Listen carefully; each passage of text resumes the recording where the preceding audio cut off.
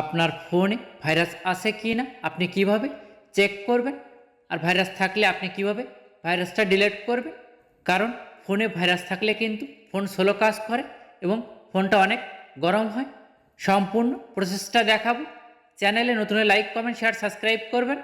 ফার্স্টে এইখানে আপনি ফোনের ডিভাইস কেয়ারে ক্লিক করবেন।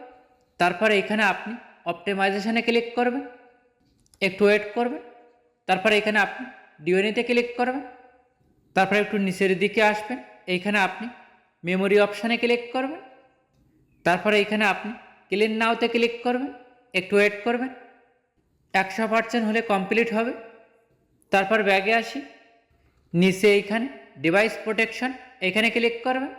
তারপর স্ক্যান ফোন 100% হলে এটা কমপ্লিট হবে। এইখানে ফোনের সমস্যা থাকলে আপনি বুঝতে পারবেন। এই ক্লিনটা আপনি 24 ঘন্টা পর পর করবেন। তারপর এইখানে আপনি প্লে স্টোরে ক্লিক করবেন। তারপর এইখানে আপনি প্রোফাইল ছবিতে ক্লিক করবেন। এইখানে আপনি প্লে প্রোটেক্টে ক্লিক করবেন।